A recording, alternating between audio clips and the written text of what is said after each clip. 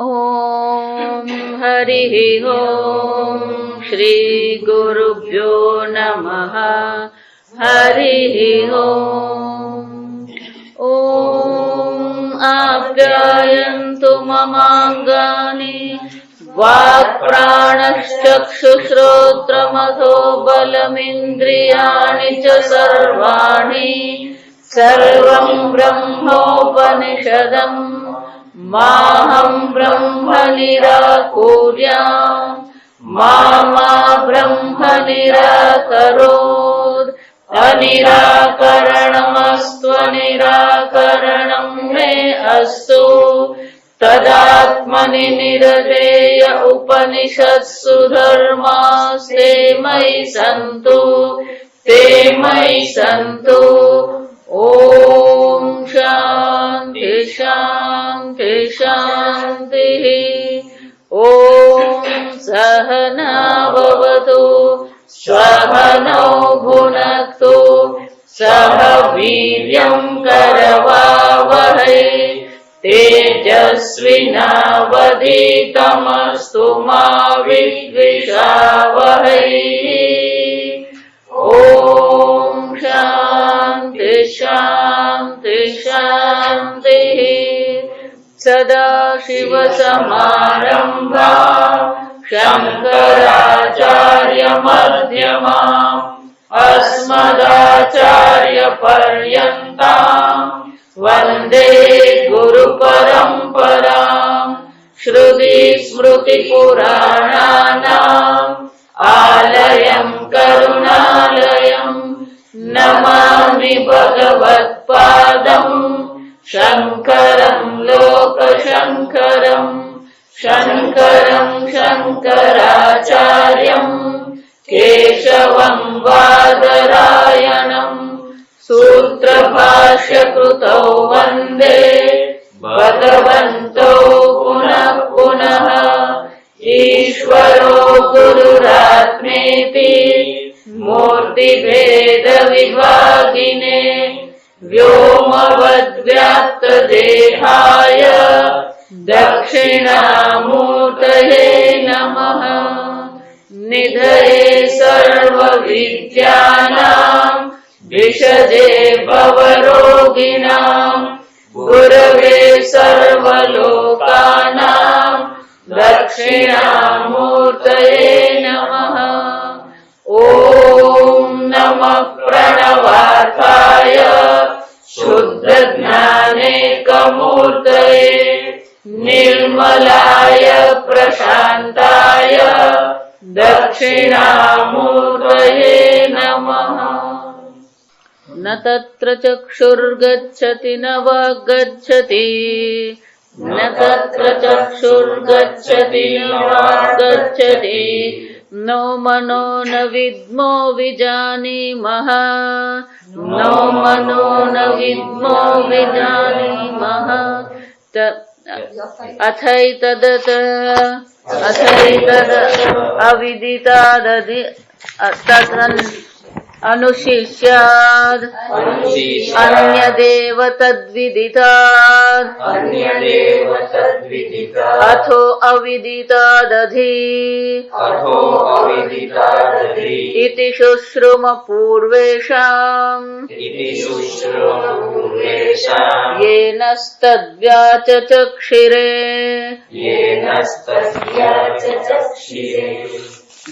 भाष्य। ब्रह्मचैवम् आचार्य उपदेश परंपरया एव अधिगन्तव्यम् न तर्कतः प्रवचनमेधा बहुश्रुत तपोयज्ञादिभ्यश्च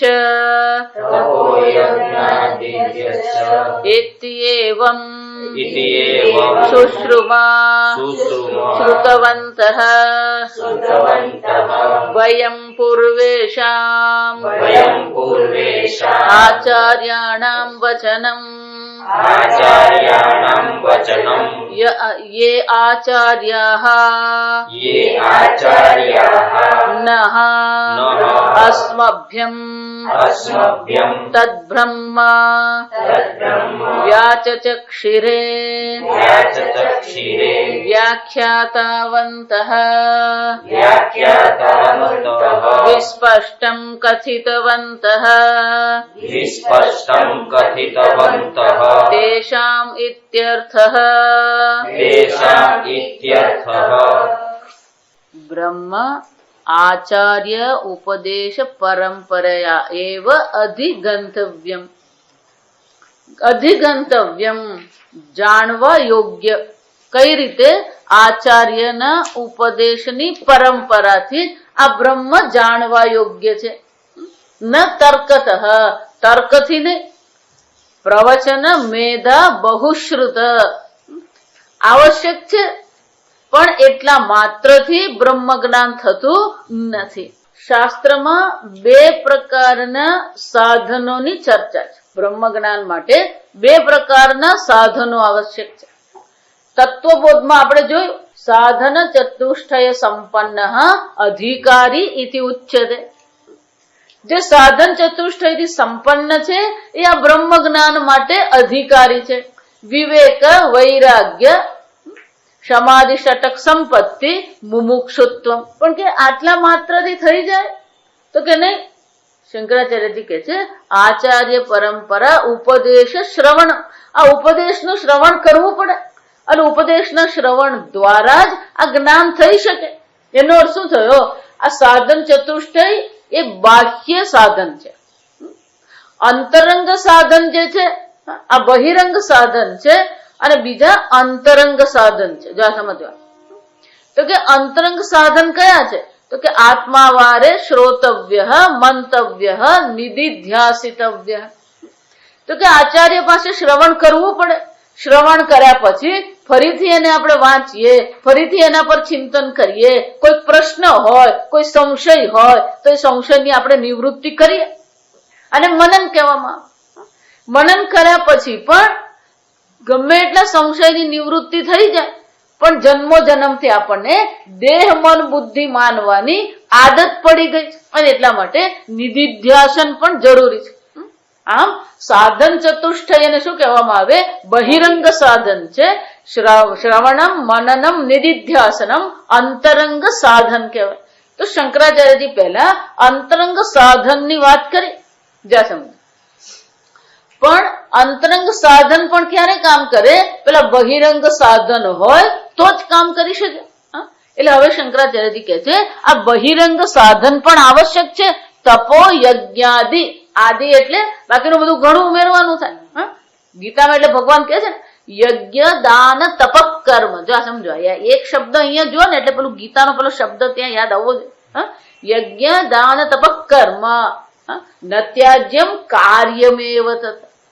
યજ્ઞ કર્મનો ક્યારેય ત્યાગ નહીં કરવાનો. તપશ્ચર્યાનો ક્યારેય ત્યાગ નહીં કરવાનો. યજ્ઞ, દાન. દાન પણ શું છે? મોકો મળે ને એટલે દાન કરી લેવાનું. તમારા ઘરમાં જે ધન આવે એ ધન કયા પ્રકારથી આવ્યું છે અને એ ધન કેટલું શુદ્ધ છે આપણને ખબર નથી. અને એ જ ધનથી જો અન્ન તમે ખરીદશો તો એ ધનની અશુદ્ધિ અન્નમાં આવવાની. આહાર શુદ્ધે સત્વ શુદ્ધિ. જો આહાર શુદ્ધ હશે ને તો જ આપણું મન શુદ્ધ હશે.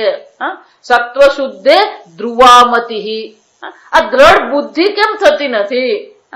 કારણ કે આપણું અંતઃકરણ શુદ્ધ નથી. આ છાંદોગ્ય ઉપનિષદ ગઈકાલના પેપરમાં હતું. ગઈકાલના પેપરમાં આ બહુ સુંદર વાક્યનો અર્થ બતાવ્યો કે આહાર શુદ્ધે સત્વ શુદ્ધિ સત્વ શુદ્ધ ધ્રુવામતિ. આ તમારી મતિ બુદ્ધિ દ્રઢ કેમ થતી નથી? આમ વારંવાર આપણે ભૂલી કેમ જઈએ છીએ? કારણ કે કોઈક પ્રકારથી અંતઃકરણમાં અશુદ્ધિ છે. અને એટલે ભગવાન શું કે છે? ન ત્યાજ્યમ. આ ત્રણ કર્મ જે છે યજ્ઞ, દાન, તપ, કાર્યમેવ એટલે કે અવશ્ય કરવા જોઈએ. ન ત્યાજ્યમ. પણ કેમ ભગવાન? યજ્ઞ, દાન, તપ, કર્મ પાવનાની મનીષિણામ. આ યજ્ઞ, દાન અને તપ કર્મ જે છે એ શું કરનારા છે? પાવનાની અંતઃકરણની શુદ્ધિ કરનારા છે.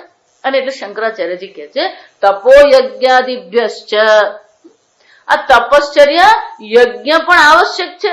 આદિ એટલે પછી આપણા 13મા અધ્યાયના બધા જ ગુણ લઈ લેવાના. અમાનિત્વમ અદંભિત્વમ, પેલું મૂલ્ય પુસ્તક આપણે વાંચ્યું.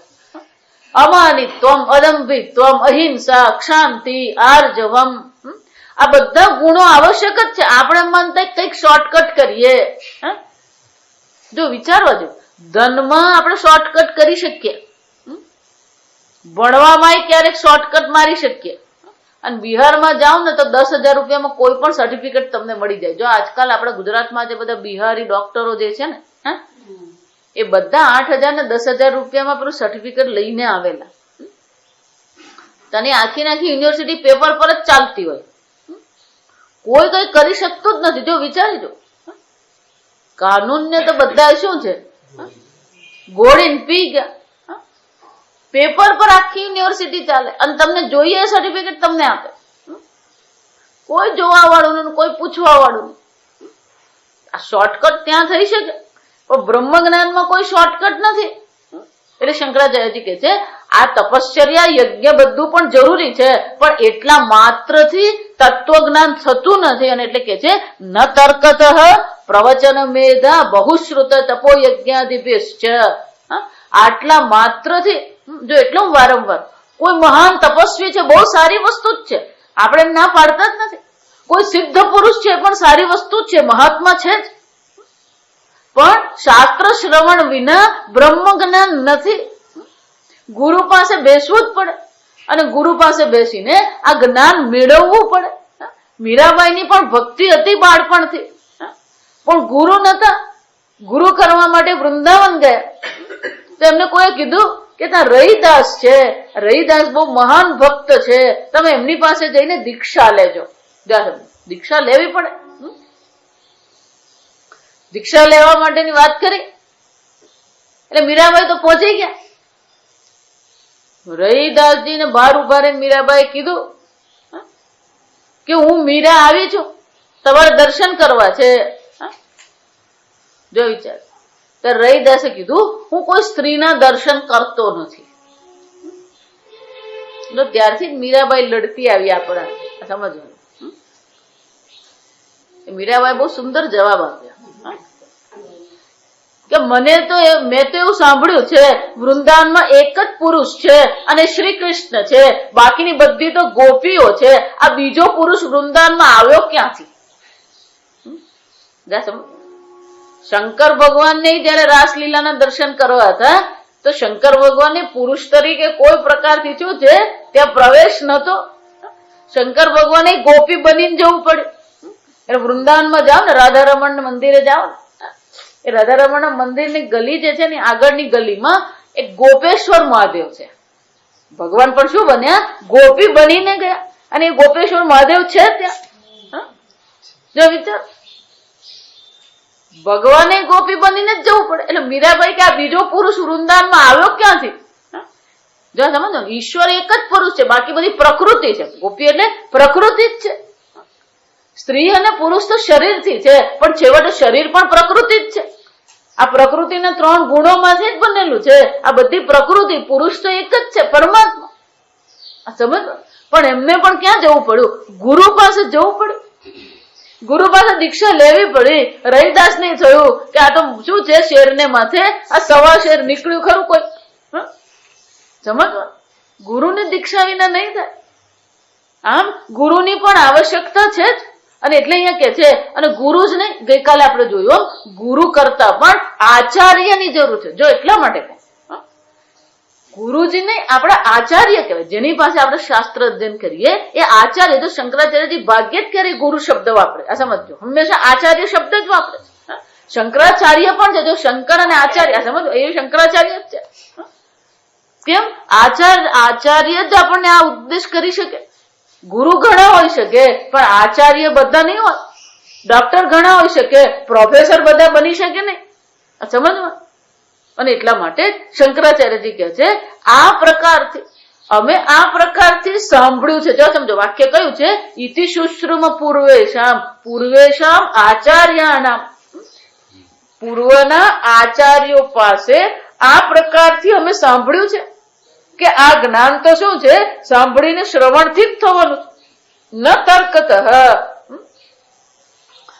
એટલે કે છે ઇતિ શ્રુતવંતઃ વયમ, અમે આ પ્રકારથી સાંભળ્યું છે, પૂર્વેશામ આચાર્યાણામ વચનમ, પૂર્વના આચાર્યોના આવા વચનો અમે સાંભળ્યા છે. આ પ્રકારથી જ બ્રહ્મ જ્ઞાન થઈ શકે. યે આચાર્ય નઃ અસ્મભ્યમ તદ બ્રહ્મ વ્યાચચક્ષિરે, એ આચાર્યોએ અમને જે પ્રકારથી આ બ્રહ્મનો ઉપદેશ કર્યો તો સ્પષ્ટપણે અમને કહેવામાં આવ્યું હતું, વ્યાખ્યાતાવંત, આ જ પ્રકારે સ્પષ્ટપણે અમને આ બ્રહ્મની વ્યાખ્યા કરી હતી, અમને બ્રહ્મનો ઉપદેશ કર્યો તો. વ્યાખ્યા એટલે શું છે, વિસ્પષ્ટમ કથિતવંત.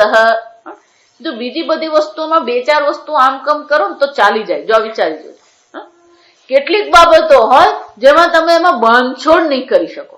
દાળ બનાવવાનું આવું જ છે, જો સમજવાનું.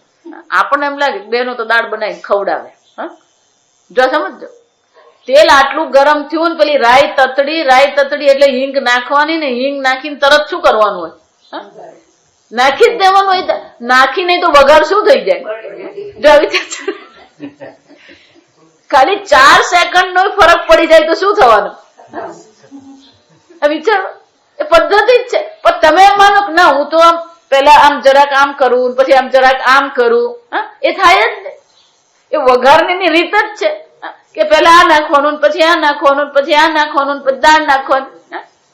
જો વિચાર, પેલું વઘાર મૂક્યા પછી પેલો દાળ પેલું વલોવા જાય, એ કામ નહીં લાગે. બધું શું કરવું પડે,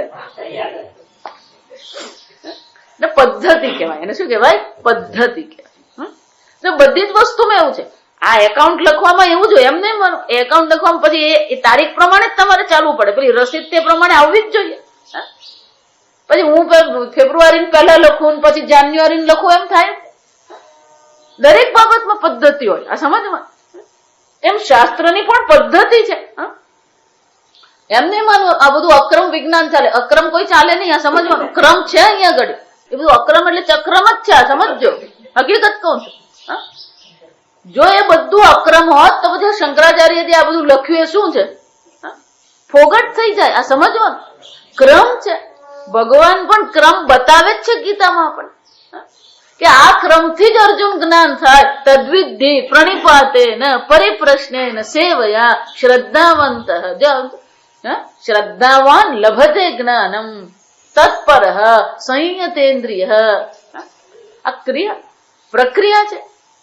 ગીતામાં પણ બીજા અધ્યાયમાં ભગવાને પહેલા જ પ્રક્રિયા, યદા તે મોહક કલિલમ બુદ્ધિર વ્યતીત, જ્યારે તારી બુદ્ધિ આ મોહ રૂપી અશુદ્ધિને પાર કરી જશે. જો પહેલો મોહ જ છૂટતો નથી, આ સમજો. એટલે શંકરાચાર્યજી જોજો ભજગોવિંદમાં કેટલી વાર મૂઢ શબ્દ વાપરશે. કોઈ શરમ નહીં, મોહિત છે, હકીકત છે. તમે હા કરતા રહો એનો કોઈ મતલબ નથી. મોહ છે, અમારું ઘર ને અમારો છોકરો ને અમારું ધન, આમાંથી ઊંચા જ નથી આવતા. અને એટલે ભગવાન શું કે છે, જયારે મોહ રૂપી અશુદ્ધિ તમારી બુદ્ધિ આ મોહ રૂપી અશુદ્ધિને પાર કરી જશે, યદા વ્યતિતરિષ્યતિ તદા ગંતાસી નિર્વેદમ, ત્યારે જ તમને નિર્વેદમ વૈરાગ્યમ આયાતિ. આ વૈરાગ્ય ક્યારે આવે, આ બધો મોહ છૂટે ત્યારે. અને જયારે આ વૈરાગ્ય આવે, ભગવાન કહે છે આ પ્રકારનું વૈરાગ્ય હોય ત્યારે શું થશે, આ તમારી બુદ્ધિમાં જ્ઞાન થઈ શકશે. આ સીધો ક્રમ છે. મોહની નિવૃત્તિ કરવાની જ છે, વૈરાગ્ય કરવાનો છે. વિરક્તસ્યૈવ અધિકાર, મુખ્ય અધિકારી કયું છે અહીંયા ઘડી, વૈરાગ્ય. અને વૈરાગ્ય કોને કહેવાય, છોડીને બેસી જઈએ એટલે વૈરાગ્ય નથી. ખરેખર ક્યાંથી છોડવાનું છે, મનથી છોડવાનું છે. જો એકવાર મનથી છોડ્યું હોય ને, પછી તમારી પાસે હોય તોય આનંદ છે, ન હોય તોય શું છે, આનંદ છે. વૈરાગ્ય એટલે માનસિક રીતે આપણી બધી વસ્તુ શું થવી છે, છૂટી જવી છે. એટલે નાનક બહુ સરસ કહી ગયા, એકને કહી દૂસરે ને માની બ્રહ્મ દોનો બ્રહ્મ જ્ઞાની. જો સમજ છોડી જ દેવાનું, દોરડું ઢીલું જ મૂકી દેવાનું. આપણે દોરડું પકડવા જઈએ ને એટલે પેલો તો ટાઈટ જ હોય, પણ આપણને ટાઈટ કરે. એ તો ટાઈટ જ છે, એ દોરડું ખેંચે જ છે, પણ આપણે શું કરી દેવાનું, એ ઢીલું મૂકી દેવાનું. જો વિચારો, ધારો કે કોઈ તમારી સાથે ઝઘડો કરતું હોય, એ કેટલો વખત ઝઘડો કરે, તમે બોલો જ નહીં તો શું કરવાનું? એ જાતે શાંત થઈ જાય. આ સમજ. પણ આપણે પણ આપણો પેલો મોહ, આપણો અહંકાર આવીને ઉભો જ રહી જાય. મને તું કે જા સમજ છે. સમજ. આપણે ટાઈટ થવાનું જ નહીં. સમજો, આ અધિકારીત્વ છે. આ સમજો. એના માટે સ્વામીજી બહુ સુંદર દ્રષ્ટાંત આપે. આ પેલું સ્ક્રૂ હોય ને, સ્ક્રૂ માં આટા હોય, એ આટા હોય ને એટલે તમે જયારે એને ફેરવો ને તો ટાઈટ થાય. પણ ધારો કે એ જે 8-10 આટા હોય ને એમાંનો એકાદ આટો જો તૂટી ગયેલો હોય અથવા ઘસાઈ ગયેલો હોય તો સ્ક્રૂ માં તમે ફેરવો તો શું થાય? એટલે સ્વામીજી કે આપણે આટા છે ને એટલે આપણે ટાઈટ થઈએ. આપણી બુદ્ધિ કેવી થવી જોઈએ? આ આટા વગરની થઈ જાય. પેલો ફેરવ કરે પેલો ટાઈટ થાય જ નહીં. ઘણા લોકોને એમ થાય, ગમે એટલું પેલું આમ ટાઈટ કરવાનો પ્રયત્ન કરે પેલો ટાઈટ થાય જ નહીં. આ સમજવાનું. એમ આપણે કેવા બની જવાનું છે? આ આટા વગરના સ્ક્રૂ બની જવાનું. પણ એ આટા વગરના સ્ક્રૂ ક્યારે થાય? તપો યજ્ઞ. જો સમજો, આ ભગવાન કે યજ્ઞ દાન તપ કર્મ આનાથી જ થાય. જેટલું પકડી રાખશો ને એટલા તમે ટાઈટ થવાના જ. ધનાગમ તૃષ્ણા, આ ધનના આગમની તૃષ્ણા છોડી દેવાની. આ સમજો, કર્મ આપણે કરતા રહીએ, પ્રયત્ન આપણે કરતા રહીએ, પણ એને માટે થઈ શું છે? આ મગજને ટાઈટ કરવાની જરૂર જ નથી. જો સમજો, એટલે કહું હું મજાક કરતી હોય પણ એ મજાકમાં ઘણું બધું હોય. અરે બંધ કરી દીધું, ખુલ્લું જ રાખવાનું. અને આ સમજવાનું કે ગમે એટલું હોય, વ્યક્તિ ગમે એટલે પ્રકારથી હોય. જો સમજો, આપણે ટાઈટ થવાની જરૂર જ નથી. ભલે સામે વાળો ટાઈટ થતો હોય. હા, તમારું વ્યક્તિત્વ કેવું છે તમે જેટલું પકડી રાખશો. એટલે આજો આ સમજો, યજ્ઞ એટલે હું હંમેશા એટલે કહું, આ જગતમાં 2 પ્રકાર છે, એક દ્રષ્ટ હોય અને એક અદ્રષ્ટ હોય. જો સમજ, કેટલાક કર્મ એવા છે જેને દ્રષ્ટ કર્મ કહેવાય. મેં આટલી મહેનત કરીને મને આટલા રૂપિયા મળ્યા, મેં આ ભોજન બનાવ્યું અને આ ભોજન મેં ખાધું અને મારી ભૂખ શાંત થઈ ગઈ. આ દ્રષ્ટ ફળ થયું. મેં પ્રવચન કર્યું ને કોઈ પ્રશંસા કરી, આ દ્રષ્ટ ફળ થયું. પણ અદ્રષ્ટ ફળ પણ હોય છે. ભગવાન અહીંયા આગળ કયા ફળની વાત કરે? યજ્ઞ કરો ને, એમાં દ્રષ્ટ કઈ નહીં મળે. તમારે શું કરવાનું હોય? ગુમાવવાનું જ છે. ધનની દ્રષ્ટિએ, સમયની દ્રષ્ટિએ, શારીરિક દ્રષ્ટિએ તો શું છે? ગુમાવવાનું છે. યજ્ઞ એટલે ગુમાવવાનું જ છે. સમજો, પણ એનું કોઈ દ્રષ્ટ ફળ નહીં મળે. શારીરિક રીતે, સમયની દ્રષ્ટિએ, સંપત્તિની દ્રષ્ટિએ, ધનની દ્રષ્ટિએ, બુદ્ધિની દ્રષ્ટિએ આપણે શું કરવાનું છે? યજ્ઞમાં ઘસાવાનું જ છે. દાન કરીએ તોય ગુમાવવાનું છે. તપશ્ચર્યા કરીએ તો પણ શું છે? જેટલા પણ ભોગ. જો આ તપશ્ચર્યાની વ્યાખ્યા યાદ રાખવાની. તપશ્ચર્યા કોને કહેવાય? રોજ તમે જે ભોગ કરો છો એમાં કોઈ પાપ નથી. આ સમજો, 2 વાર ભોજન કરીએ આપણે, શરીરને ટકાવવા માટે આપણે 2 વાર ભોજન કરીએ છીએ, બરાબર છે? કારણ કે શરીર માટે આવશ્યક છે. પણ મારા પોતાના નિશ્ચયથી, મારા પોતાના નિર્ણયથી હું 1 વારનું ભોજન છોડી દઉં, એનો અર્થ શું થયો? નિષિદ્ધ ભોગ તો કોઈ કરવાના જ નથી. જે પણ કોઈ નિષિદ્ધ ભોગ છે એ તો કરવાના છે જ નહીં. પણ જે વિહિત ભોગ છે, એ વિહિત ભોગનો પણ તમે ત્યાગ કરો તો એને તપશ્ચર્યા કહેવાય. એટલે હું સત્ય બોલું છું એ તપશ્ચર્યા નથી, એ તો હકીકત, એ તો વાસ્તવિકતા છે. હું અહિંસા ધારણ કરું એ કોઈ બહુ મોટું પુણ્ય નથી. આ સમજ. પણ જે હું કરું, બોલવું, એમાં કોઈ વાંધો નથી. પણ મૌન ધારણ કરવાનો શું થયો? મારી જાતને બોલતા હું રોકું. બોલવામાં પાપ નથી, છતાં પણ હું નિર્ણય કરું શનિવારે હું નહીં બોલું, એકાદશીને દિવસે મારું મૌન હોય, તો મૌન શું બની જાય? તપશ્ચર્યા બની જાય. જે કરવાથી કોઈ વિરોધ નથી ધર્મની દ્રષ્ટિએ, એનો પણ તમે શું કરો? વિહિત ભોગનો પણ તમે ત્યાગ કરો તો એ તપશ્ચર્યા બને. આમ યજ્ઞ, દાન, તપ, પણ ત્રણે ત્રણમાં દ્રષ્ટ ફળ શું છે? જો વિચાર, ગુમાવાનું જ છે. જયારે દ્રષ્ટ ફળ કઈ હોય નહીં, જો સમજો બરાબર, એટલું જ નહીં, દ્રષ્ટ ફળની દ્રષ્ટિએ તમે ગુમાવો છો ત્યારે એનું પુણ્ય બહુ મોટું હોય. જો રોજ પૂજા કરીએ ને એમાં ગુમાવાનું જ છે, દૂધ લાવવાના, ફૂલ લાવવાના, દીવો કરવાનો, પેલું ઘી હોય, પણ એનું પુણ્ય શું છે? બહુ મોટું છે. જેનું દ્રષ્ટ ફળ નથી અને જેમાં તમે ત્યાગ કરી રહ્યા છો એનું પુણ્ય તમને મળવાનું જ છે. અને એ પુણ્ય જો આપણે નિષ્કામ ભાવથી કરીએ તો એ નિષ્કામ ભાવથી કરેલું પુણ્ય આપણા અંતઃકરણને શુદ્ધ કરે. એટલે ગીતામાં ભગવાન કહે છે, કાયેન વાચા મનસા કેવલૈ ઇન્દ્રિયૈરપી યોગિનઃ કર્મ કુર્વન્તિ સંગમ ત્યક્ત્વા આત્મશુદ્ધયે. આ યોગી કર્મ કરી કાયાથી કરે છે, મનથી કરે છે, બુદ્ધિથી કરે છે, ઇન્દ્રિયોથી પણ એ કરે છે કર્મ. પણ એ બધા કર્મ કયા ભાવથી કરે છે? સંગમ ત્યક્ત્વા. સંગનો ત્યાગ કરીને જયારે યજ્ઞ એ કર્મ કરે છે એ શાના માટે કરી રહ્યો? કોઈ દ્રષ્ટફળની ઈચ્છા છે? આત્મશુદ્ધયે, અંતઃકરણની શુદ્ધિ માટે કર્મ કરે. આમ યજ્ઞ, દાન, તપશ્ચર્યા, ગુરુની સેવા કરીએ, ગુરુની શરણે રહીએ, ગુરુની બુદ્ધિ સાથે આપણી બુદ્ધિને એક કરવાનો પ્રયત્ન કરીએ, આ બધા કેવા છે? સાધનો છે. અને એટલે શંકરાચાર્યજી કહે છે આ બધી વસ્તુ પણ આવશ્યક છે, પણ મુખ્ય તો કયું છે? આચાર્ય ઉપદેશ પરંપરાયા એવ બ્રહ્મ અધિગંતવ્ય. આ બધા સાધનો હશે, વૈરાગ્યવાન બની ગયા, વૈરાગ્ય માત્રથી શું છે? આ બ્રહ્મ જ્ઞાન થતું નથી. આ ભજગોવિંદમાં બધી જ ચર્ચા આવશે. જટિલો મુંડી લુંચિત કેશ કાશાયાંબર બહુકૃત વેશ. આમાં ઋષિકેશ આશ્રમમાં જો શિબિરમાં આવો ને તો ત્યાં ભંડારા થાય. ભંડારો જુઓ ને તો 100 સાધુનો ભંડારો હોય. એ ભંડારામાં જાત જાતના સાધુ આવે, એકે સાધુનો વેશ સરખો નહીં હોય. જો સમજો, પહેલેથી આપણે ત્યાં યુનિફોર્મ પદ્ધતિ છે જ નહીં. આ વૈદિક સંસ્કૃતિ કહેવાય. આ બધા એક સરખા ડ્રેસ પહેરીને ચાલે ને, એ વૈદિક સંસ્કૃતિ નહીં. સમજો, દરેક ની પોતાની હોય. અમે એવું કે બેન્ડ બાજા વાળા કે શું કહેવાય? તમે જુઓ એ સાધુ કોઈના એક સરખું નહીં હોય. કેમ? દરેક પોતાની મસ્તીથી રહેતા હોય. આમાં એક સાધુ છે, યુવાન સાધુ છે, મારા કરતા યુવાન છે, એની જટા 10 ફૂટની છે, અને માથા પર જટા જો આવડી મોટી એની એમ જટા છે.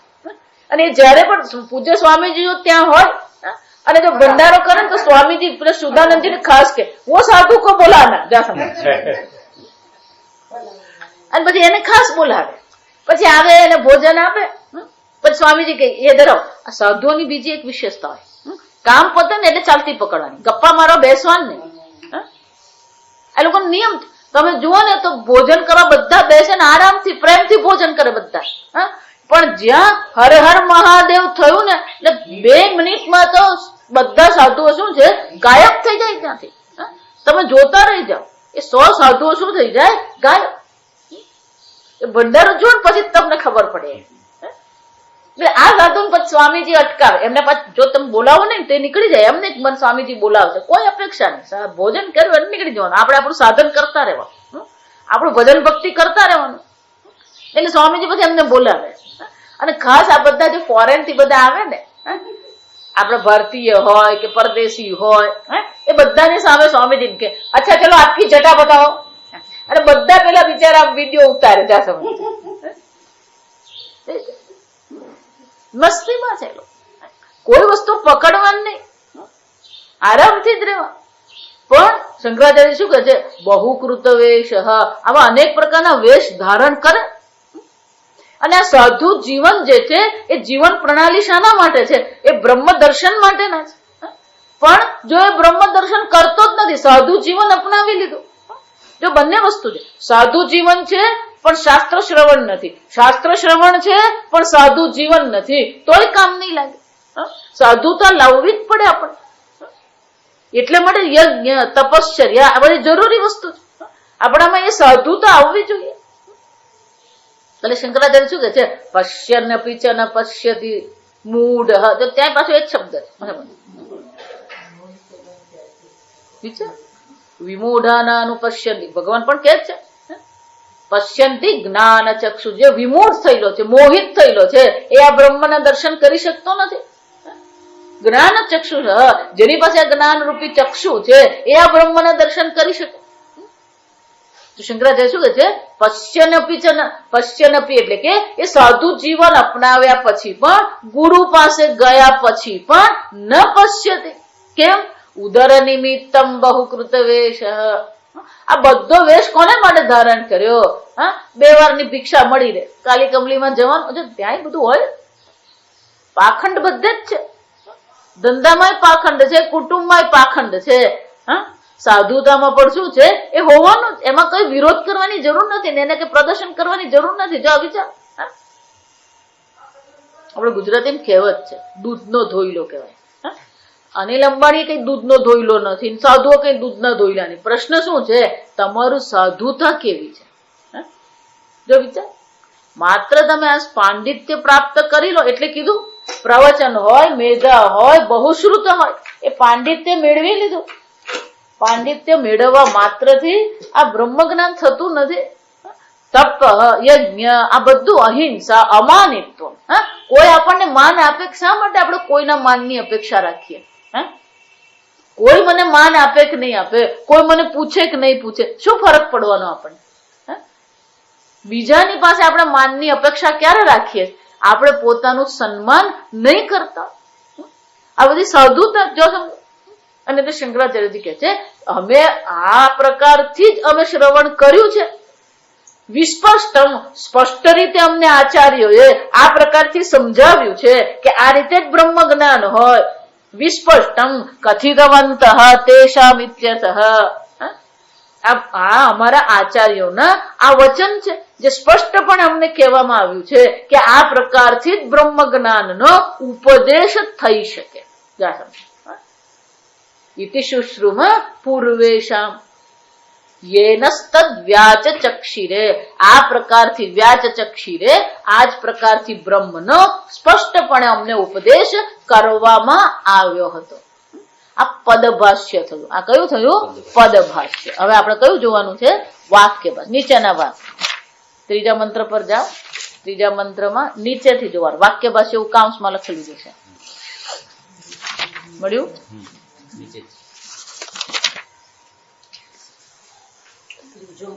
ત્રીજા મંત્રમાં પહેલા પદભાષ્ય, એની નીચે 3 લીટી પછી વાક્ય ભાષ્ય. 36 પેજ.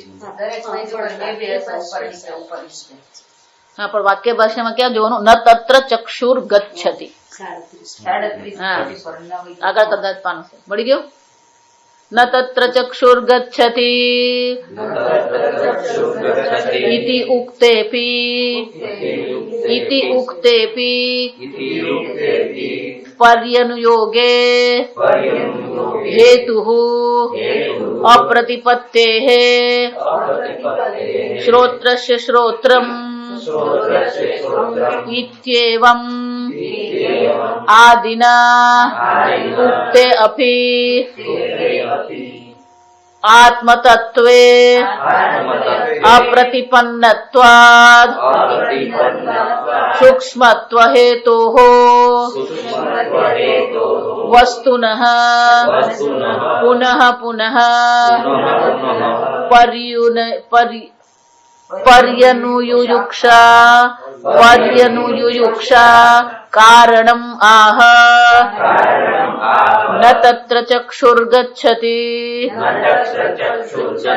ઇતિ તત્ર શ્રોત્રાદિ આત્મભૂતે ચક્ષુરાદીનિ વાક્ચક્ષુષોઃ સર્વેન્દ્રિય ઉપલક્ષણાર્થત્વાत्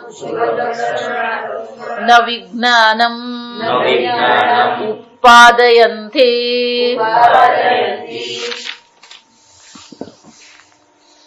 પદભાષ્ય એટલે કે એક એક પદની વ્યાખ્યા કરવામાં.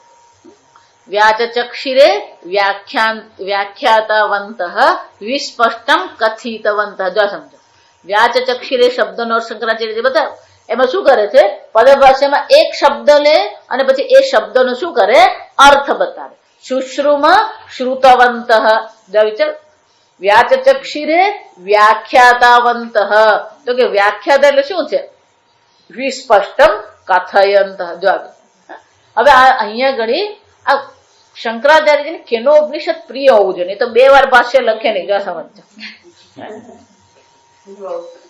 પહેલા પદભાષ્ય લખ્યું અને પછી હવે વાક્ય ભાષ્ય લખ્યું. કેમ કે એક એક વાક્ય સમજાવશે આપણને. અહીંયા આગળ હવે શું કરશે, મંત્રના શબ્દ નહીં પણ મંત્રના વાક્યનો અર્થ આપણને આપશે. તો અહીંયા આગળ શંકરાચાર્યજી બહુ સુંદર કે છે કે પહેલું વાક્ય કયું છે, ન તત્ર ચક્ષુર ગચ્છતિ. જો આખું વાક્ય જ લખી દીધું અમને, ન તત્ર ચક્ષુર ગચ્છતિ. તત્ર એટલે કે એ આત્મામાં, એ બ્રહ્મમાં આંખનો પ્રવેશ થતો નથી. એનો અર્થ શું થયો, આ ચક્ષુ દ્વારા એ બ્રહ્મના દર્શન થઈ શકતા નથી. તો કે આવું વાક્ય શું કામ લખ્યું, ન તત્ર ચક્ષુર ગચ્છતિ ઇતિ ઉક્તે અપી પર્યુનિયોગે હેતુ અપ્રતિપત્તે. આવું કહેવામાં તો આવ્યું આપણને કે આ ન તત્ર ચક્ષુર ગચ્છતિ, એટલું જ નહીં, વાક્ય દ્વારા આ ઉપદેશ પણ આપણને કરવામાં આવ્યો. શ્રોત્રસ્ય શ્રોત્ર ઇત્યાદિના ઉક્તેપી, આપણને કહેવામાં આવ્યું કે એ કાનનો પણ કાન છે, આંખનો પણ આંખ છે. આ પ્રકારથી એ બ્રહ્મ તત્વનું નિરૂપણ તો કરી દીધું, પણ શું થયું, અપ્રતિપત્તે હેતુ હો, એનું જ્ઞાન થતું નથી, એ બ્રહ્મ જ્ઞાન થયું નહીં. હું તો કાનનો પણ કાન છું. કેમ, હજી કાનમાંથી અહમ બુદ્ધિ ગઈ નથી, હજી દેહમાંથી અહમ બુદ્ધિની નિવૃત્તિ થતી નથી, હજી મનમાંથી અહમ બુદ્ધિની નિવૃત્તિ થતી નથી. જો વિચાર, તો કે આ બધી અહમ બુદ્ધિની નિવૃત્તિ થતી નથી, એ બ્રહ્મ જ્ઞાન થતું નથી. એટલે શંકરાચાર્યજી કે છે આ પ્રકારથી આચાર્ય ઉક્તે તત્વે પી, આ પ્રકારથી તત્વની ઉપદેશ તો કર્યો.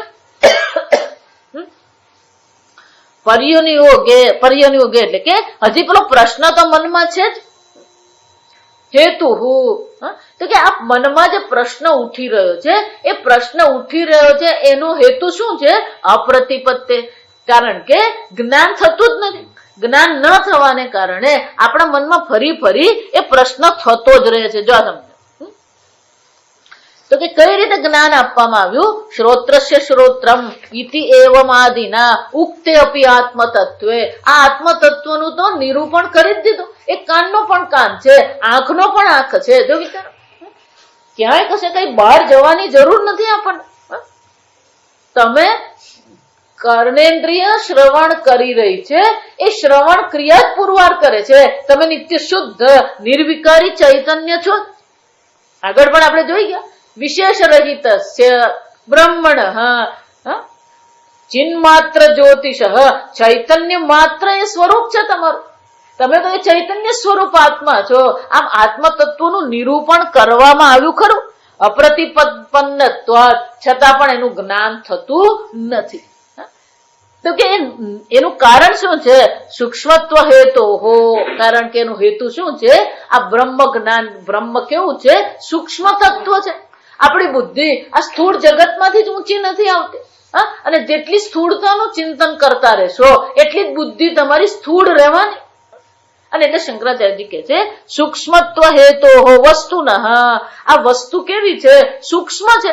અને જો એ સૂક્ષ્મ હશે તો શું કરવું પડશે, વસ્તુન પુનઃ પુનઃ પર્યનુયુક્ષા કારણમ આહ.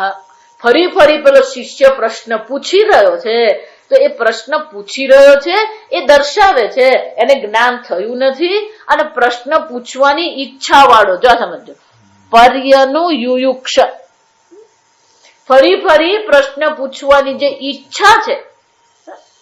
કેમ? કારણ કે વસ્તુનું જ્ઞાન થતું નથી, સમજાતું નથી, એટલે શિષ્ય ફરી ફરીને આ પ્રશ્ન પૂછે. જો અર્જુન પણ પ્રશ્ન પૂછતો રહ્યો ભગવાનને, આ સમજવા.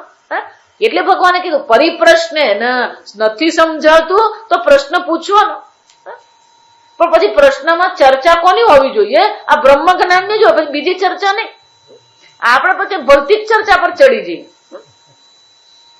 જો વિચાર, ગુરુ પાસે જઈએ ને તો સત્સંગની ચર્ચા હોય, તત્વની ચર્ચા હોય, સંસારની નહીં. મહારાજશ્રી તો અમને એવું કહેતા, ગુરુ પાસે જઈએ ને તો મોડું બંધ કરીને બેસવા, તો એમને કંઈક કહેવું હોય તો કહી શકે, પણ આપણને જ એટલું બધું કહેવાનું હોય કે આપણો જ પેલો ઉભરો ઠાલવવાનો હોય એટલે આપણે જ બોલતા રહીએ. એટલે ગુરુ પછી શું કરતા, હા હા બરાબર, હા હા બરાબર, જા સમજ, દોરડું ઢીલું જ રાખવાનું. આ સમજ, ગુરુ બને ને તો પહેલી વસ્તુ એ શીખવી પડે કે દોરડું શું કરી દેવાનું, એ ઢીલું જ છોડી દે. ગુરુ જો દોરડું ટાઈટ કરવા જાય ને તો એ ટાઈટ થઈ જાય, પેલો શિષ્ય ટાઈટ થઈ જાય, શિષ્ય ભાગી જાય પછી. એટલે શિષ્યને તો શું થવાનું, પર્યનું યુયુક્ષા, ફરી ફરી પ્રશ્ન પૂછવાની એની ઈચ્છા થવાની. કેમ? સૂક્ષ્મત્વ હેતો હો, એ સૂક્ષ્મ હોવાને કારણે, એ કારણથી જ એને ફરી ફરી શું કરવું પડે, પ્રશ્ન પૂછવો જ પડે. અને એ કારણથી આચાર્યએ પણ શું કરવું પડે, શિષ્યની ફરી ફરી પૂછવાની ઈચ્છાને ધ્યાનમાં રાખીને આચાર્યએ પણ શું કરવું પડે, અત્યંત સૂક્ષ્મ વસ્તુ હોવાથી ફરી એ પરી ઈચ્છા પ્રગટ કરે. અને શાસ્ત્રએ પણ શું કરવું પડે, આચાર્યએ પણ શું કરવું પડે, ફરી ફરી જુદા જુદા પ્રકારથી એને ઉપદેશ કરવો જ પડે.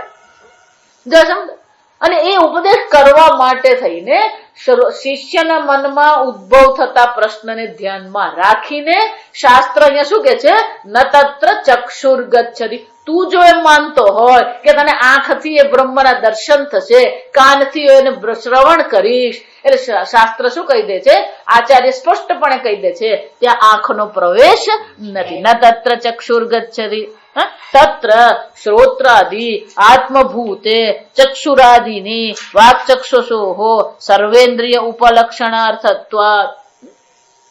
શંકરાચાર્યજી કે છે અહીંયા ફક્ત ન તત્ર ચક્ષુર્ગચ્છતિ ન વાગ ગચ્છતિ. જો આ સમજો તો ચક્ષુ અને વાણી આ બેનો ઉલ્લેખ કરી દીધો. તો કે બેનો ઉલ્લેખ કર્યો તો આંખથી એમના દર્શન, આંખનો ત્યાં પ્રવેશ નથી તો કાનથી સાંભળી શકાય, વાણીનો ત્યાં પ્રવેશ નથી તો બાકીના કર્મ દ્વારા હું એ બ્રહ્મને પ્રાપ્ત કરી શકું. એટલે શંકરાચાર્યજી કે છે આ બે વાણી, જો સમજ, બે વસ્તુ, શ્રોત્રાદિ આત્મભૂત ચક્ષુરાદિની, આ ચક્ષુરાદિ જે છે બધા કેવા છે, શ્રોત્રાદિના આત્મભૂત, એટલે કે એ બધા કેવા છે, એક જ ક્ષેત્રમાં આવે. એક વાર હું ચક્ષુ ઇન્દ્રિય એમ કહું, ચક્ષુર ઇન્દ્રિય કીધી એટલે બાકીની બધી ઇન્દ્રિયોનો સમાવેશ એમાં થઈ જ જવાનો. એટલે શંકર અને વાણી કીધું એટલે બાકીની કર્મેન્દ્રિયોનો પણ એમાં સમાવેશ થઈ જ જાય. એટલે શંકરાચાર્યજી કે છે વાક ચક્ષો હો સર્વેન્દ્રિય ઉપલક્ષણાર્થત્વાत्. આ વાણી અને ચક્ષુ બેનો ઉલ્લેખ કરીને ખરેખર શું કરવામાં આવ્યું, સર્વેન્દ્રિય, સર્વ પ્રકારની ઇન્દ્રિયોને અહીંયા ઘડી ઉપલક્ષણ થઈ જ ગયું છે. એટલે એનો અર્થ શું થાય, ન વિજ્ઞાનમ ઉત્પાદયંતી. આ પાંચ જ્ઞાનેન્દ્રિયો આ બ્રહ્મ જ્ઞાન ઉત્પન્ન કરી શકે એમ છે જ નહીં. કર્મેન્દ્રિય દ્વારા પણ આ બ્રહ્મની પ્રાપ્તિ થઈ શકે એમ છે જ નહીં.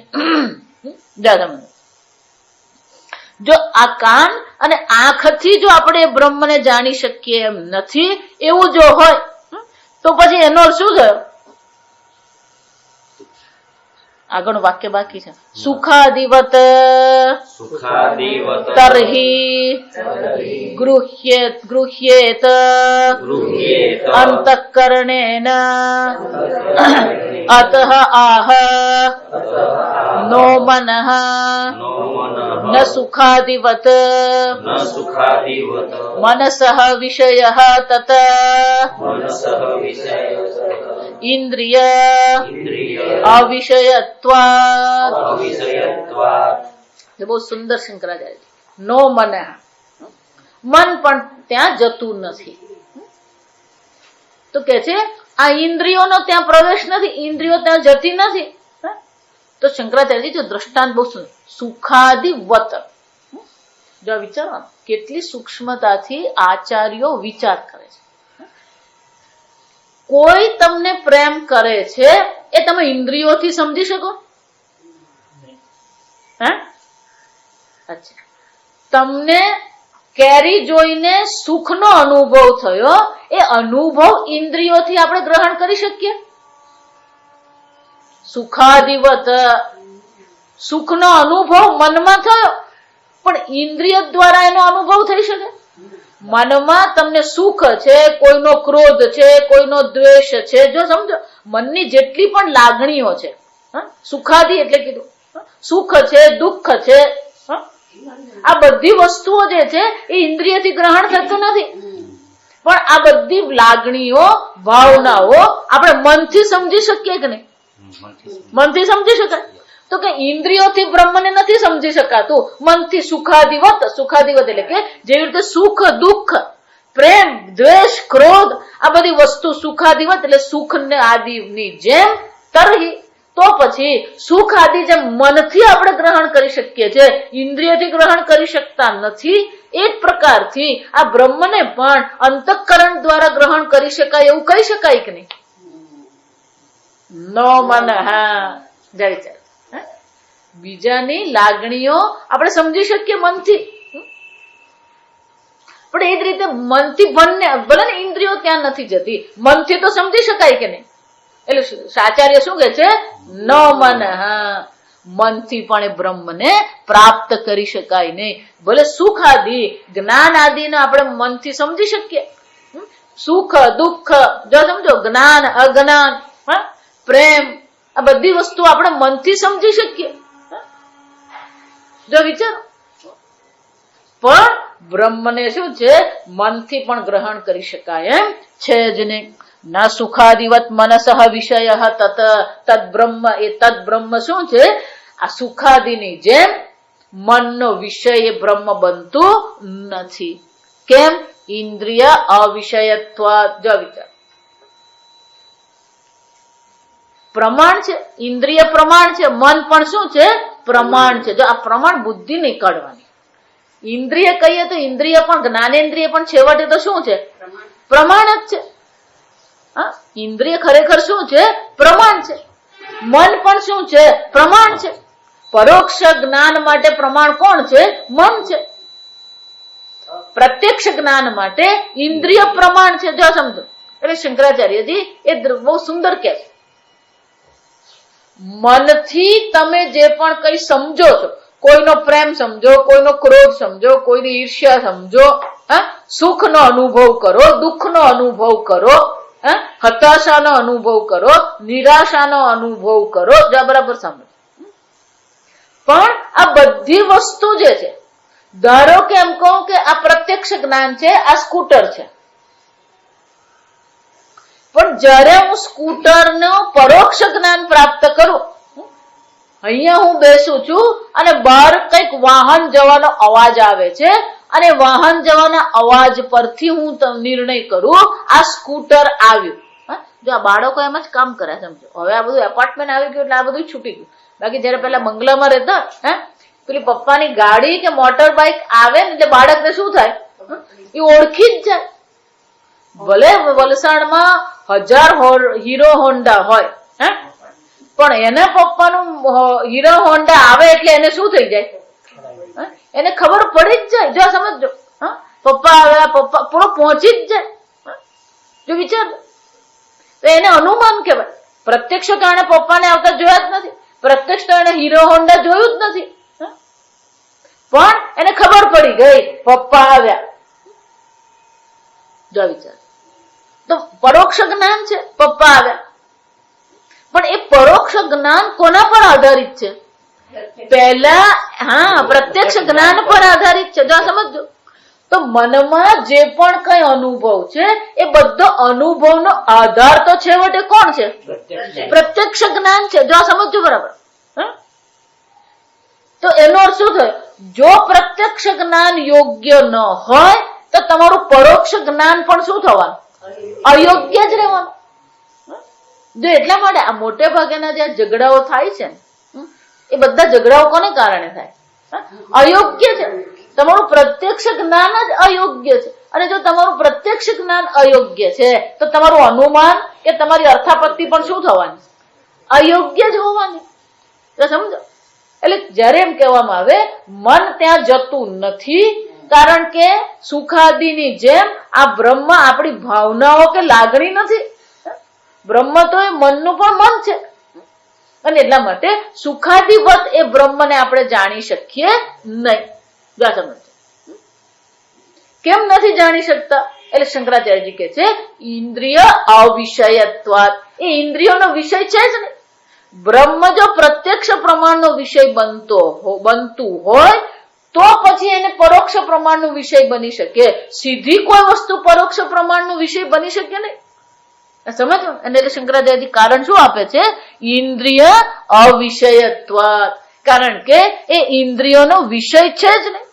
જો ઇન્દ્રિયોનો વિષય બને તો પછી એ મનનો વિષય બની શકે. જો એટલા માટે આપણી ભાવનાઓ તો છેવટે પ્રગટ થવાની જ છે. તમે કોઈની ભાવના સીધી જોઈ નહીં શકો, પણ એને બોડી લેંગ્વેજ કહેવાય. જો સમજો, એને શું કહેવામાં આવે? Body language. આ શારીરિક ભાષા છે આપણી. કોઈની નજર પરથી આપણને ખબર પડે એ ક્રોધમાં છે કે નહીં. અને એમાં વિશેષ કરીને બહેનોને તો ભગવાને આ સેન્સ બહુ જ સરસ આપી છે. સામે વાળો વ્યક્તિ એને કઈ દ્રષ્ટિથી જુએ છે ને એને તરત ખબર પડી જાય. આ ભગવાને સુરક્ષા માટે એ દ્રષ્ટિ આપી જ છે બહેનો, એ સમજ આપી જ છે. સામે વાળાની દ્રષ્ટિએ તરત પકડી લે. જો વિચારી પણ એને પણ આધાર તો શું છે? પેલી શારીરિક ભાષા જ છે. પપ્પા મમ્મી જો એટલા માટે આપણે ત્યાં છે ને બધું ભગવાન ભરોસે ચાલે. એટલે આપણું ભારત દેશ ભગવાન ભરોસે ચાલે એમ નહીં, આપણા કુટુંબે ભગવાન ભરોસે જ ચાલતા, અને આપણા છોકરાઓ ભગવાન ભરોસે જ ઉછેરે. સમજો, તમને એમ લાગતું ના ના અમે એને ખવડાવીએ, અમે એમને હુવડાવીએ, પણ એનું વ્યક્તિત્વ જે બને છે એનું વ્યક્તિત્વ ભગવાન ભરોસે જ બનતું હોય. એના વ્યક્તિત્વના વિકાસનો તો આપણે કોઈ દિવસ વિચાર કરતા જ નથી. એને ખવડાવ્યું ને એને ભણાવ્યું ને એને મોટો કર્યો, વાત પતી ગઈ. જો સમજ, પહેલા એને ગુરુકુળમાં મૂકવામાં આવતો જેથી એના વ્યક્તિત્વનો વિકાસ થાય. આપણે તો પેલા ઘરમાં ના, મારો દીકરો તો કશે જાય જ નહીં, એને તો હું ઘરમાં જ રાખું. પછી કુવાના દેડકા જેવી હાલત થાય. હું હંમેશા બધાને કહું છોકરાઓને 2 વર્ષ તો તમારે એને હોસ્ટેલમાં રાખવાનો, અને ગમે એવો રડે ને તો એને મારીને ત્યાં જ મૂકવાનો. આ સમજ, હકીકત કહું છું. એનો વ્યક્તિત્વનો તમારે વિકાસ કરવો હોય ને તો એને હોસ્ટેલમાં મૂકવો જ પડે, છોકરો હોય કે છોકરી હોય. કેમ? પહેલી જ વસ્તુ એ ત્યાં રહેવા માંડે ને એટલે એને ચાદરની ચિંતા એને કરવી પડે, એને કપડાની ચિંતા એને કરવી પડે, એના રૂમની સફાઈની ચિંતા એને કરવી પડે. એનો અર્થ શું થયો? એ સ્વાવલંબી બને. આપણે તેના બાળકો છે ને સ્વાવલંબી બનતા જ નથી. પેલો 25 વર્ષનો થાય ને તો એને પેન્ટ પીસ ખરીદતા નહીં આવડે. શરમજનક વસ્તુ છે આ, સમજો. આપણે એવી રીતે જ મોટા થયા અને પછી ધક્કા ખાઈને જ આપણે પછી 2-4 વાર ખોટા પેન્ટ પીસ લાવીને જ પછી શીખેલા છે. કે આપણા મા બાપે આપણને શીખવ્યું જ નથી. આપણે 25 વર્ષના 30 વર્ષના છોકરાને એમ કહીએ કે જા તું બોમ્બે ડાઇંગની 2 ચાદર રાત્રે પાથરવાની લઈ આવી શકે? જો વિચારી દો.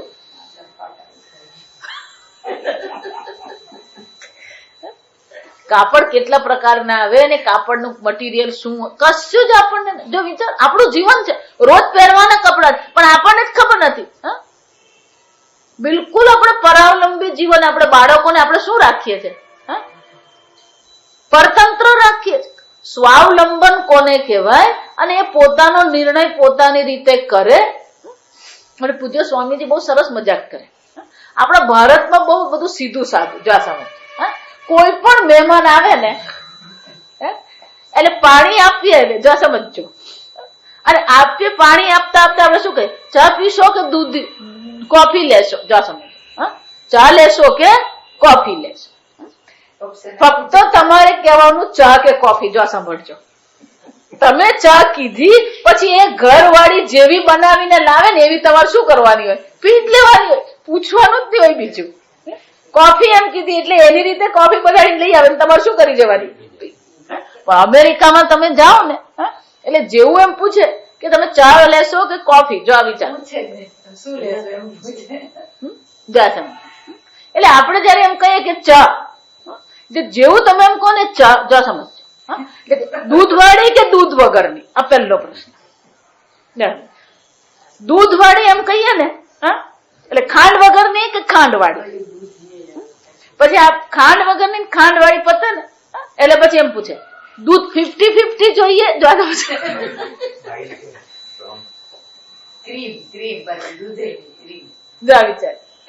એનો અર્થ શું થયો? આપણે તો ચા કે કોફી પૂછાઈ ગયું પછી શું થઈ જાય? સીધી ચા હાજર થઈ જાય. ચા સીધી શું થઈ જાય? હાજર જ થઈ જાય. ચા એના પછી શું કરવામાં આવે? પેલો પ્રશ્ન પૂછાય. પછી ધારો કે તમે એમ કહો ને કે દૂધ વગરની, સમજ દૂધ વગરની એટલે પતી નહીં જાય. લેમન ટી જોઈએ કે હર્બલ ટી જોઈએ? પછી આઈસ ટી જોઈએ? જો વિચાર, એને વિકલ્પો કહેવાય. એને શું કહેવામાં આવે? વિકલ્પ. સ્વામીજી કે આ ભારત દેશ છે ને ગુજરાતી થાળી જેવો છે.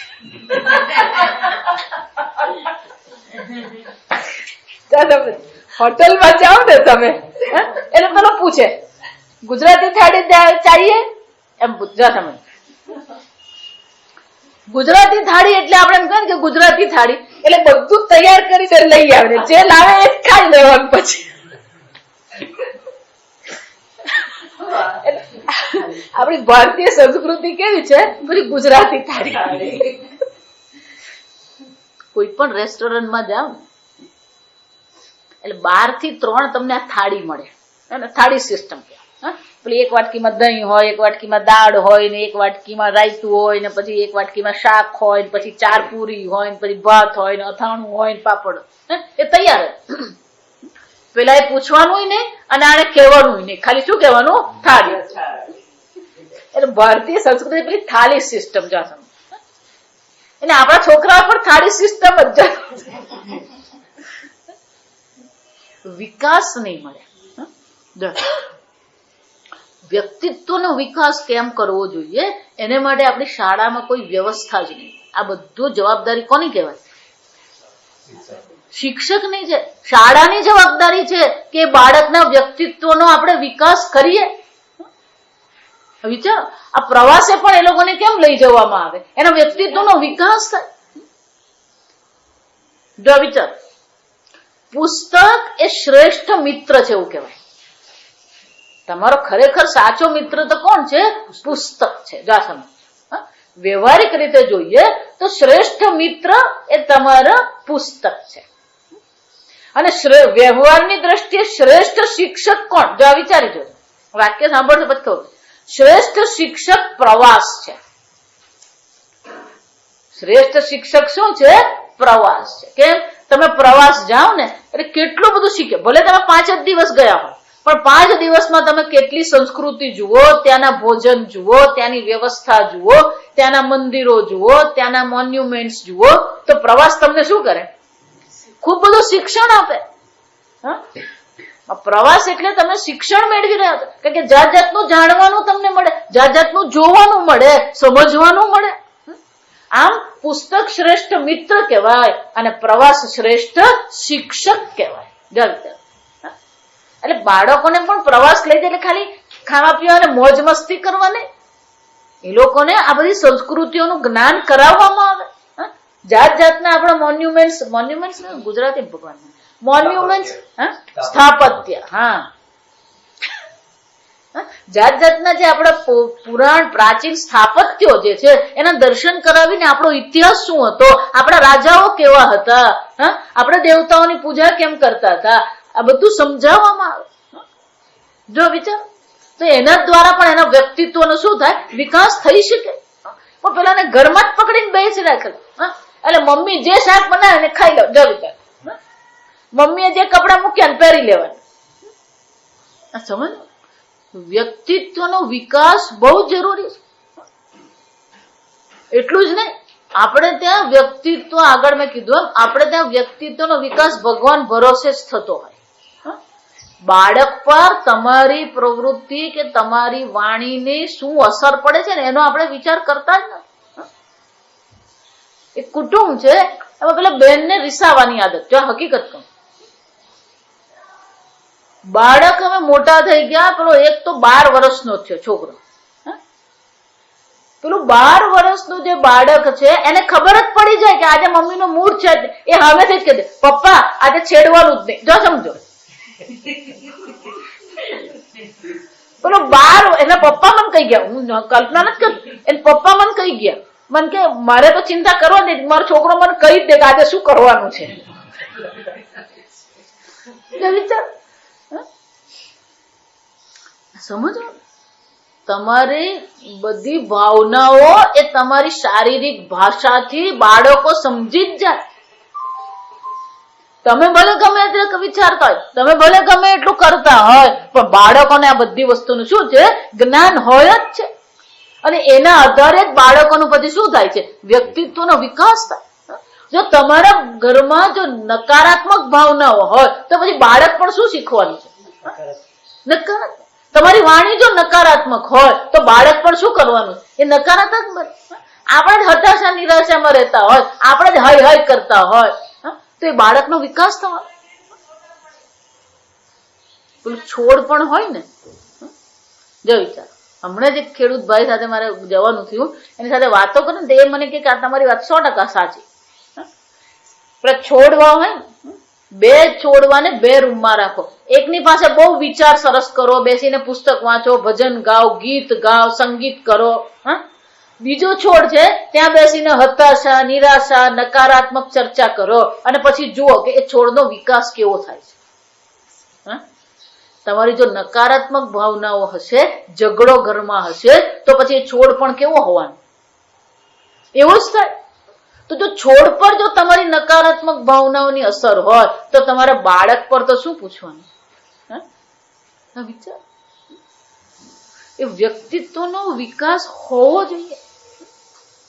જો આ સમજો, એટલા માટે વેદાંતમાં આ વ્યક્તિત્વના વિકાસની આવશ્યકતા છે. એટલા માટે યજ્ઞ, દાન, તપશ્ચર્યા, અહિંસા, શાંતિ, આર્જવા, એ બધું શું છે? વ્યક્તિત્વનો વિકાસ છે. ગુરુકુળમાં એટલે મેં કીધું કે પહેલાના જમાનામાં 12 વર્ષનો બાળક થાય એટલે એને ગુરુકુળમાં મૂકી દેવામાં આવે. ગુરુકુળમાં ફક્ત એને ભણાવવામાં નહીં આવે. ગુરુકુળમાં શું છે? જો એટલા માટે કેન્દ્ર સરકારે એક નવી હમણે એક યોજના બહાર પાડી. અને યોજનાનો મૂળભૂત હેતુ કયો છે? તો કે આદિવાસી બાળકોનો સર્વાંગી વિકાસ થાય. જો વિચાર, સર્વાંગી વિકાસ થવો જોઈએ. અને સર્વાંગી વિકાસ કરવા માટે સ્કૂલ દીઠ, જો આ સમજો, સ્કૂલ દીઠ કેન્દ્ર સરકાર 1 કરોડ રૂપિયા આપવા તૈયાર છે. કે આપણે ત્યાં ભારતના શિક્ષણની આ મોટામાં મોટી ખોટ છે.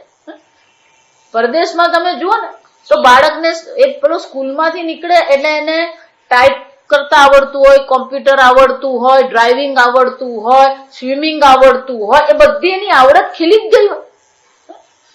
એને સ્વિમિંગ કરતા આવડતું જ હોય, એને ગાડી ચલાવતા આવડતું જ હોય, એને ટ્રાફિક સેન્સ કોને કહેવાય સ્કૂલમાં શીખવી દેવામાં જ આવે. આમ જયારે આપણે ચર્ચા કરીએ તો મન પણ આપણું કેવું હોવું જોઈએ? એને માટે તૈયાર હોવું જોઈએ. જો મન જ આપણું તૈયાર નથી, આપણા વ્યક્તિત્વનો વિકાસ થયો નથી, તો મા બાપને આપણે કઈ કહેવાની જરૂર નથી. હજી પણ આપણી પાસે તક છે કે આપણા વ્યક્તિત્વનો આપણે શું કરીએ? વિકાસ કરીએ. અને એટલે ભગવાન કહે છે મન્મયા ભવ મદ્ભક્ત મદ્યાજ. આ બધું શું છે? ભક્તિ દ્વારા આપણા વ્યક્તિત્વનો વિકાસ કરવાનો છે.